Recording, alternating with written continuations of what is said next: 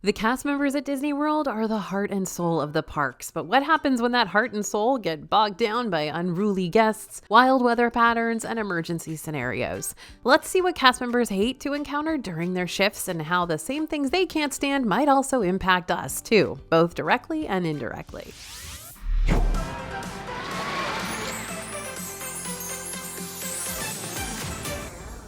Hey everybody, it's AJ for Disney Food Vlog. Fun fact about our DFB crew, a lot of our writers, reporters, and editors are actually former cast members at Disney World and Disneyland, which really helps our team out loads because they know the parks like the back of their hand. While our former CMs love sharing sweet stories with us on the daily about their time in Disney, we asked each of them to do a 180 and instead share the seedy underbelly of the day in the life of a Disney cast member. Some of the things they shared were expected and some of them really shocked us to our core, but the wildest thing about all the stories is that each and every one of them not only impacted cast members, but guests' experiences too. So we're going to pull back the curtain for you today to see what cast members absolutely hate about working inside the parks, and you can hopefully avoid similar unsettling situations during your next visit.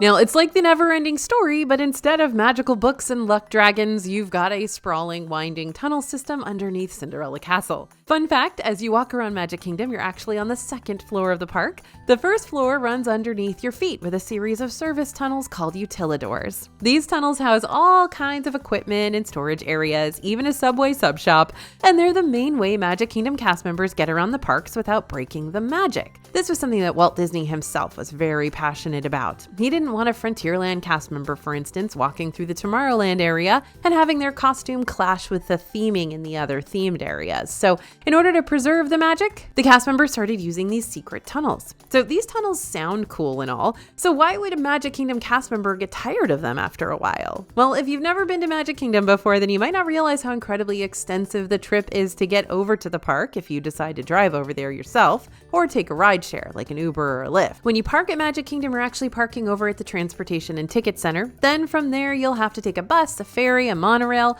to make it the rest of the way up to the park gate. So here's the thing, cast members can't just magically teleport themselves into Magic Kingdom either. So they too also have to park far, far, far away and then hop onto a bus to make it over to their shift. And after that bus ride, they then have to navigate through the tunnels to get where they're going. And depending on where they're stationed that day, that may not be a quick process. You see, guests actually have the benefit of being able to take shortcuts inside the park to help cut down their travel time between locations. For example, near the front of the park and to the right of Cinderella Castle, the somewhat abandoned Tomorrowland Terrace quick service makes for a great shortcut that many times goes underutilized.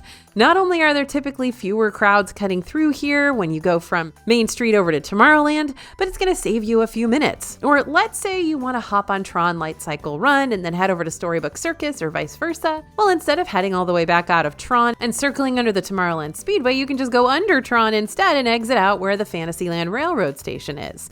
You get the idea. There's a lot of corners you can cut to help save your steps in the park. But the utilidors really don't give cast members the same advantage. So once a CM does finally make it to the right area, then they may have to walk up 3 to 4 flights of stairs just to get to their actual place of work. So it's basically like these cast members will get a full workout before they even start their shift. By the way, if you ever want to explore the utilidors of the Magic Kingdom without becoming a cast member yourself, the only way to pull that off is by taking the Keys to the Kingdom tour. This is a 5-hour walking guided experience that offers behind-the-scenes access to some of Disney World's most hidden areas, including the utilidors. Keys to the Kingdom costs around $129 to $149 per guest, and that is on top of your regular park day ticket. So this is a pricey experience for sure, but it is super unique if you want to shake up your typical Disney World vacation. Plus, lunch is provided during the experience and you'll receive a commemorative gift as well. Speaking of Magic Kingdom, by the way, we recently updated our free Magic Kingdom quick guide to help you plan out the basics of your MK trip when you're strapped for time.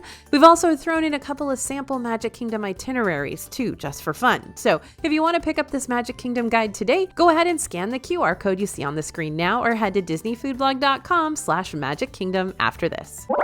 Now, another thing that cast members find difficult are guests who make things weird for the characters. Meeting a favorite Disney movie character can be a great time for all ages, but those characters aren't going to love meeting guests as much as guests are going to love meeting them if the guests start to make things weird. For example, let's say Aunt Susan, bless her heart, reads on one of those Disney Facebook groups that if you see Woody or Buzz or Jessie inside Toy Story Land, you can totally yell, "Andy's coming!" and all the toys will fall over right there on the spot. So Aunt Susan's like, great, sounds funny, and decides to try it out herself while she's in the park. What she's going to be met with is the toys so not falling over because they know Andy's not actually coming, and they don't want to get hurt collapsing over and over and over again. So things just kind of get awkward for everyone involved, and Aunt Susan doesn't really know where to go from here because that's the only thing she was prepared to say to these characters. So the only place Andy ever threatens to appear inside Toy Story Land is over at Roundup Rodeo Barbecue, and that's going to be more of a you problem than a Woody, Buzz, and Jessie problem, because during your meal, you're going to hear Sarge shout out, Andy's coming, and everyone in the restaurant, guests and cast members alike, will have to freeze in place. It's a good time. But anywho, back to the issue at hand. Awkward character interactions don't just happen to the toys. They can happen to any of our Disney character friends at any given time. And just like poor misguided Aunt Susan, sometimes you don't realize you accidentally tried to break the rules or make things awkward until you're told no while you're there. So let's brush up on our character meet and greet etiquette so a similar uncomfortable confrontation doesn't happen to you. Rule number 1, don't ask the characters to do things out of character. Disney characters remain true to their universe at all times, and we're pretty sure that TikTok doesn't exist in Arendelle and Neverland and the 100-Acre Wood.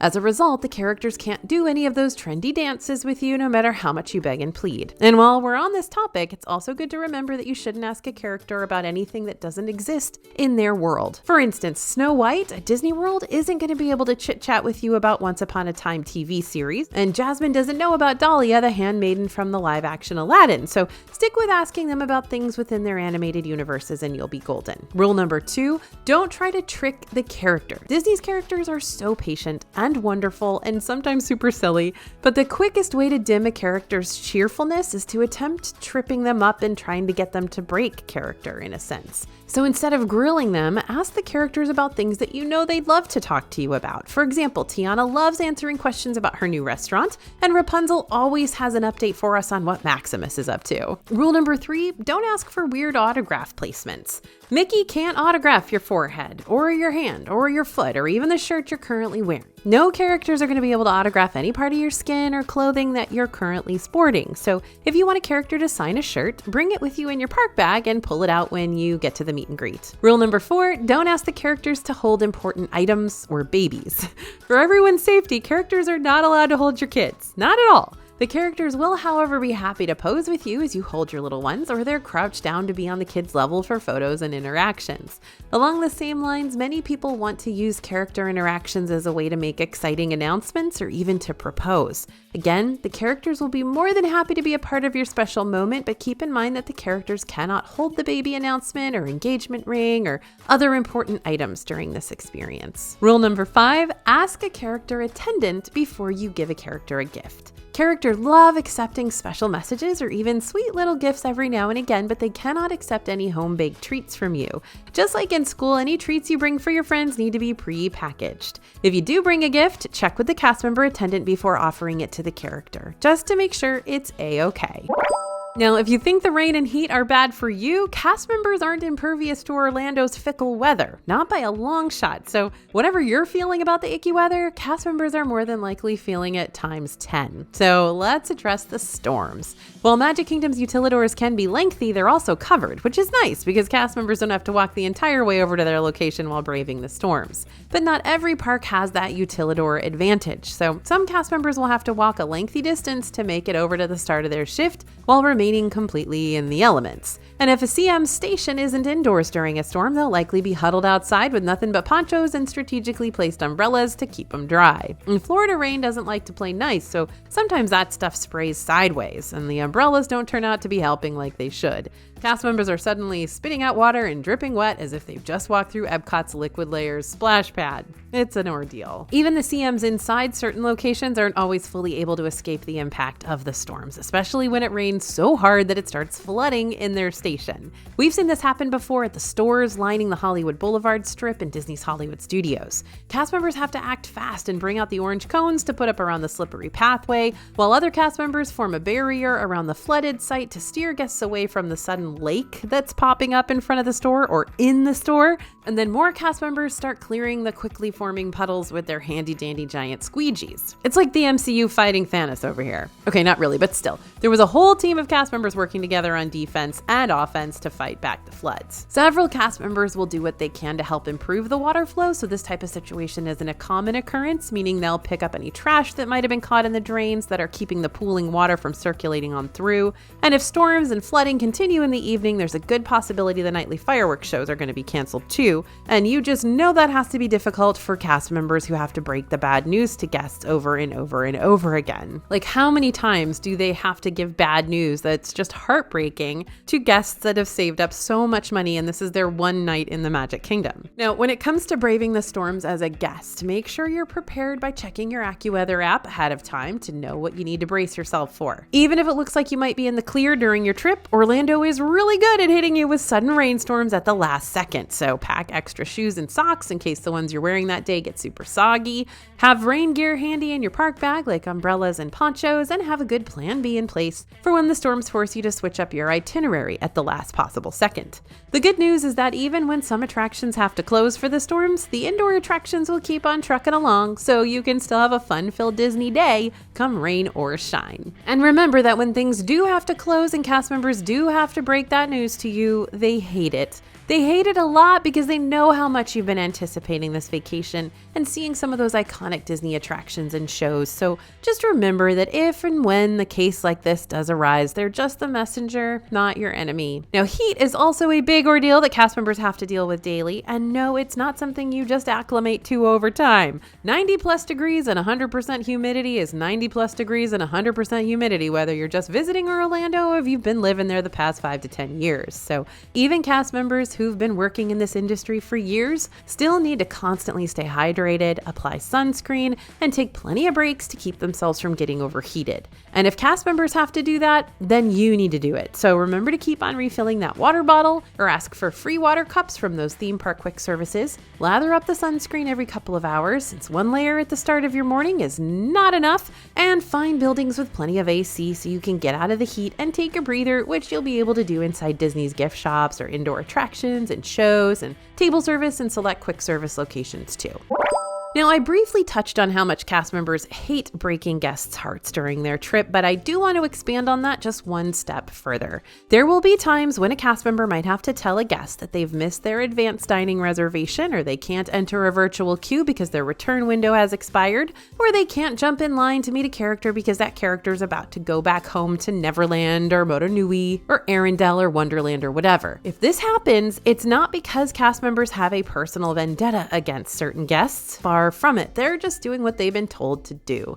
So if you come across any major concerns or questions and a cast member has done everything in their power to help you, there are 2 things you can do next. 1, you can head to guest relations calmly and coolly and express that a hiccup has happened during your day to see if you can work together to come up with some sort of solution that makes everyone happy. Or 2, accept the answer and don't let it trip up the rest of your day. While hearing the answer you don't want to hear is never fun, it's also not fun for cast members to have to give it to you. In the hypotheticals I just listed out for you, missed dining reservation, a missed virtual queue, a missed character meet and greet, a lot of these mishaps could be avoided just by making sure you arrive on time for these activities listed in your itinerary. That might mean factoring in plenty of travel time to get between parks, or setting reminders on your phone, or being aware when certain experiences wrap up for the day. For example, if a character meet and greet is going to be happening from 8:45 to 3:45, you more than likely aren't going to be able to jump in line at 3:40, since cast members will start closing off the line early to make sure everyone who's already in line has the chance to visit with the character before that 3:45 time. That's why researching those meet and greet times via the My Disney Experience app before you start off your park day can help you out tremendously. That being said, not all issues that you come across during your park day are going to be time sensitive. Sometimes the My Disney Experience app could glitch on you and mess up your lightning lanes, or something's wrong with your park ticket that's preventing you from getting through the front gate, or maybe there's a rather unruly guest that's ruffling your feathers for some reason. Things happen, and cast members and guest relations are not your enemy when problems arise, so just keep that in mind when frustrating situations occur. Much like a server isn't responsible for a steak that's undercooked, a cast member isn't responsible for things that go awry during a guest park day. Now this one hits home. Nobody wants to hear about a Signal 70. Not cast members, not guests, nobody. A Signal 70 is sent out to cast members when there's a lost parent or adult in the area. So what do I mean by lost adult? Cast members try to keep kids as calm as possible during scary situations when they accidentally get separated from their group, which is why CMs avoid calling the kids the lost ones to help de-escalate the situation as much as possible. Cast members also try to keep the entire incident as low-key as possible so that the child doesn't get overwhelmed and that other parents passing by don't overhear and freak out. That's why cast members keep calm and radio the situation in as a Signal 70. Disney's leads will take over from there to help them find these lost parents. And in the meantime, cast members stay put with the child and do their best to keep them as calm and distracted as possible until the lost adults are found. The good news is that kids don't go missing a lot in Disney World, and when they do, cast members are trained on what to do to reunite lost parents with their kids as quickly as possible. But to keep track of your kid at Disney World, just in case,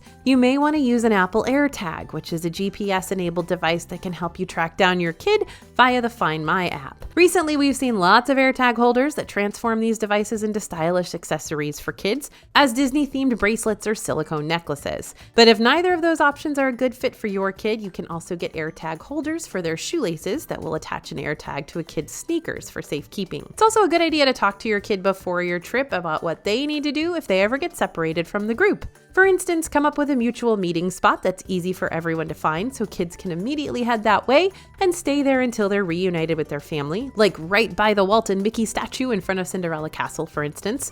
Or better yet, tell your kids to track down the nearest cast member and ask them for help. Cast members can be quickly identified by their name tags and themed costumes. Like I mentioned earlier, all cast members have been trained to handle these situations, and because there should always be a cast member nearby, kids with lost parents should be in good hands. Now, Disney doesn't give those ride safety spiel talks over and over and over again for the fun of it. So if a guest just flat out chooses to disregard the whole keep your hands, arms, feet, and legs inside the vehicle at all times rule, it's not just going to impact the guest who broke the rules. It's going to affect everyone.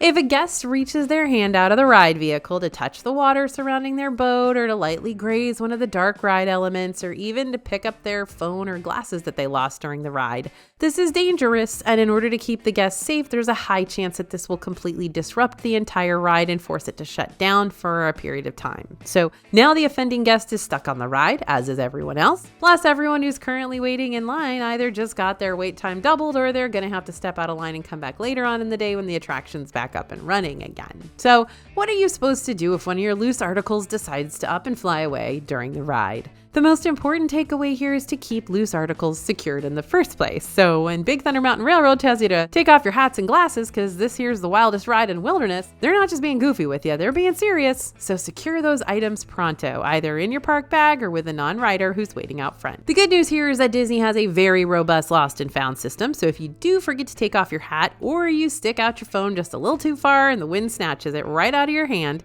the first thing you should do is speak to one of the cast members inside or outside the attraction, just in case it ended up on the seat or seat pocket, it didn't actually go flying out to the great beyond. If it's been a few hours since you lost your precious item or the cast members haven't recovered your item just yet, go to the nearest guest experience location, which you can find on your My Disney Experience map or just by backtracking to the front of the park.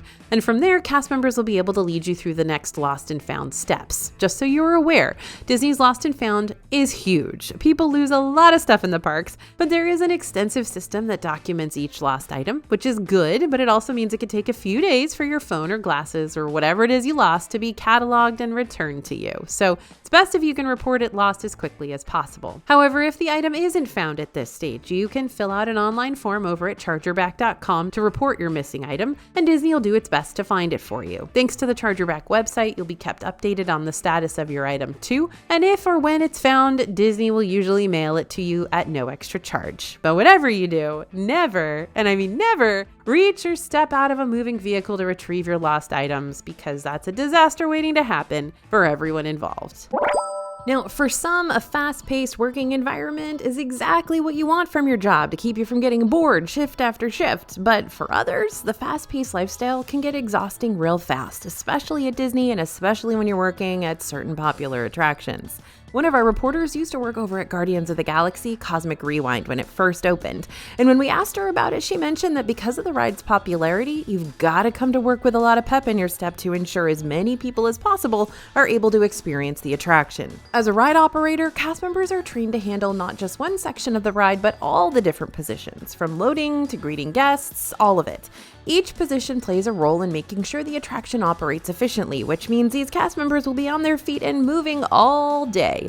And just like the utilidors in Magic Kingdom, Cosmic Rewind also has a surplus of stairs. You know those two huge staircases that you see post-ride right as you exit? Yep, that's only the beginning. The entire attraction and building is actually filled with staircases that cast members have to scale on the daily. Just to move in between positions or to get to the break room usually requires climbing at least a few flights of stairs, not to mention the entire track is walked by a cast member each and every morning. And as you've probably guessed, there are a lot more stairs to get to and around the track there as well.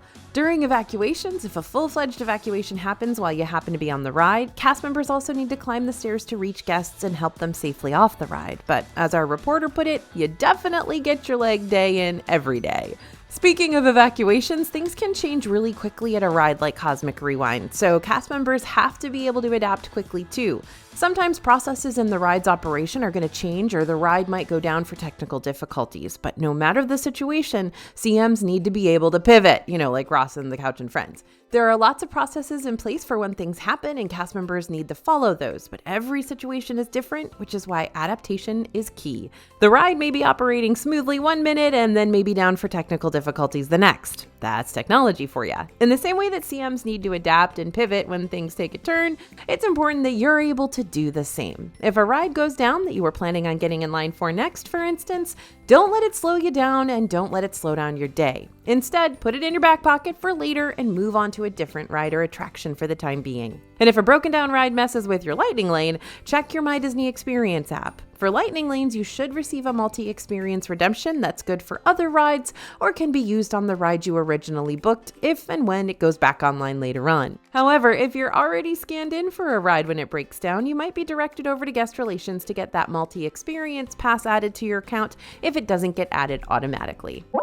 Now, it makes sense that Disney wants to keep their cast members looking nice and neat and approachable, but there's actually a whole laundry list of rules that cast members have to follow to make sure they stay on Disney's good side, like the name tags, for example. Every cast member must wear one of those classic, easy-to-identify oval name tags every single day. And if someone forgets a name tag, well, Disney has a backup plan. Even if your name is Aunt Susan, for example, you'll need to pick up a backup tag that might make you Pam from Albuquerque, New Mexico, or Chris from Orlando for the day. Cast members must also keep their blue ID cards on them at all times because that's Disney's version of a work badge. But here's the thing, when cast members are off the clock, all those key identifiers like a blue ID or name tag must be removed before you go anywhere else outside the Disney bubble. So no sporting your Disney IDs around Wally World. As far as the costume pieces themselves, cast members must wear these costumes as Disney originally intended them to be worn. That means no oversized tops, no loose or tight pants, and no swapping out costume pieces however you please. If your costume calls for a bat headband, for example, like over at Haunted Mansion, then you gots to wear the bat. No ifs, ands, or bats about it. Oh, it was so fun, Bria. You're so fun. By the way, the next time you're at Haunted Mansion and you see a cast member sporting a little bat on top of their head, ask the cast member what their bat's name is. It's customary for cast members to name their little winged friend, and some have even gone so far as to create elaborate backstories for their beloved bat pets along with some interesting personalities. There are two kinds of ground tape that you're going to find in Disney World. The ground tape that cast members use for crowd entertainment and the ground tape they use for crowd control. If you see a small taped off box, maybe in front of a ride that's temporarily closed or a section of the park that tends to be less busy than others, this is called a clap box. The rules of the clap box are simple. You step inside and you get a roaring round of applause from all the cast members nearby. You step out of it and the applause stops. So you get a big ol' ego boost for however long you stand inside that little square. However, if you see tape blocking off other areas around the park that aren't necessarily small and square shaped, that tape is going to be less for entertainment and more for safety. It's there to make sure the pathways around the park keep from bottlenecking even during crowded events like parades and fireworks. If you're getting ready to watch one of those big Disney World World shows, you'll need to stand within the taped off areas to help keep the paths clear for other guests who just need to move through the area but aren't stopping to see the entertainment. Fair warning, those taped off areas can make you feel like you're right up next to other guests with little to no personal space, so if you want to avoid being smushed into a small taped off area, especially in Magic Kingdom where it's going to be the worst, you can check out Magic Kingdom fireworks from a different part of the park instead. If you're okay with missing the castle projections, the only way you can see those without all the extra scrunched upness is by booking one of those happily ever after dessert parties, which you can make reservations for over on the Disney World website.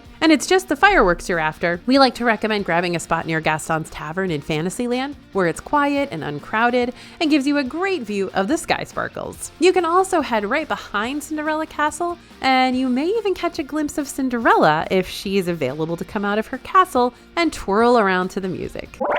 Okay, talk to any former or current cast member and you're going to hear the same thing. People are not shy about asking for magical moments. Now, a magical moment can mean a lot of things, but at its most basic definition, it's when a cast member gives a random guest a surprise, special experience to add a little pixie dust to their day. A good example I had is when my son, who was just in love with Test Track, was wearing his Test Track t-shirt, and the cast member decided he probably needed to ride the ride again without waiting in lines. So they let us down and around and right back to the front of the line so we could ride again. This was when he was like 4 or 5, and it was just the highlight of our day. And Bria once had a magical moment where she was given a free frozen Coke over at Club Cool in Epcot, which was probably the best tasting Coke she ever had because it didn't cost her anything. Now notice that between Bria and me, we were only able to list off a couple magical moments, though we've been visiting Disney World for years and years and years. And that's because magical moments are supposed to be rare and unexpected. So asking for one point blank kind of defeats the purpose. And yet so many guests believe the cast members can toss out freebies and special favors and VIP treatment as often as they want to, which is not the case. Often, magic moments need approval from a leader, especially if it involves food or merchandise or anything of monetary value. Disney's still a business, and Disney can't give cast members complete autonomy when it comes to giving things away. So even if a cast member wants to make a little extra magic, they simply might not be allowed to. Yeah, red tape, it even exists in the Disney bubble. Now, if you're looking for a way to improve your extra magical chances, then be sure to pick up a free celebration button from the front lobby of your resort or at various Disney theme park locations, like guest relations or select merchandise shops. Whether you're celebrating your first visit, your honeymoon, your anniversary, your birthday, or another major life event entirely, boarding that celebration button might just send a little extra pixie dust your way, and by pixie dust, we mean potentially free desserts.